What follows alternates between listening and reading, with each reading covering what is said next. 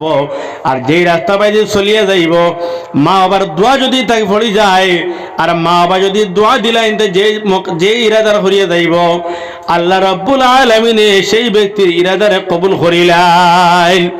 এর কারণে মা বাবা লাগি আমরা লাগি নিয়ামত। আমরা যারা মা বাবা যারা আসেন দয়া করি আমার ভাই হল বুজুর্গ হল মা বাবার খেদমত করবা, মা বাবার কোনো সময় কষ্ট দিবা না। আর যারা মা বাবা জমিন থেকে বিদায় লই লইছেন মা বাবার জন্য মাগফিরাতের দোয়া করবা। আল্লাহ রাব্বুল আলামিনে আমরা তামাম রে যারা মায়ে বাবা জীবিত আছেন মা বাবার খেদমত করার তৌফিক দিতা।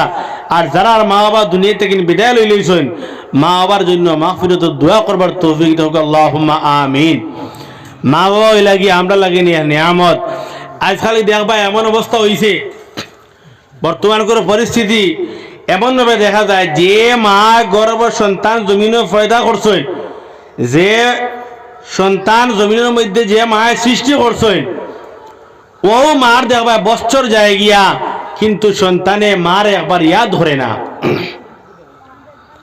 মারে ইয়াদ ধরে না, বাবারে ইয়াদ ধরে না, কিন্তু অন্য কোনো জায়গা দেখবায় আপনার জনন হয়ে যায় গিয়া।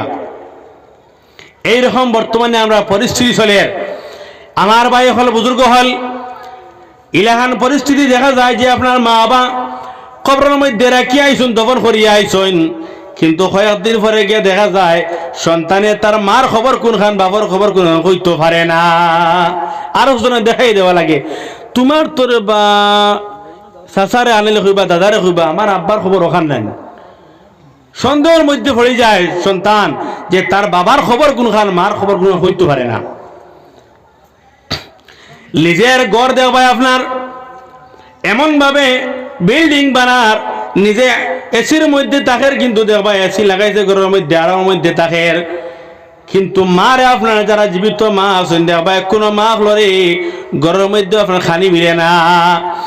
এখন যদি খাওয়ায় দুই তিনজন তখন দেখবা একজনে যখন এক খানি খাওয়াইলাই দ্বিতীয় যদি মার যদি খাওয়াইতে হয় তার বড় জবর লাগি যায় আর নাইলে খুঁজবো আমার নবু খাইলে এখন ফিরিয়া খাইতে নি আবার ওই না নি আমরা রিলা। এই যে হিংসা বাইরে ভাই যদি কোনো মা আবার যদি এলা হিংসা করিয়া দেখো বাইরে ভাই কোনো সময় হিংসা করিও না। আমরা দেখা যায় তিনজন চারজন তাকে ঠিক আছে আপনি খাওয়াইতে হক আছে কিন্তু দেখা যায় এক হোক দুই হোক তিন হোক খাওয়ানির পরে দেখা যায় আপনার ছেলে ওই সময় উঠে ছেলে পর্যন্ত উঠে হইব যে বিলে আমার খালি খাইতানি আর দেখুন না নিতান পয়েন্টটা।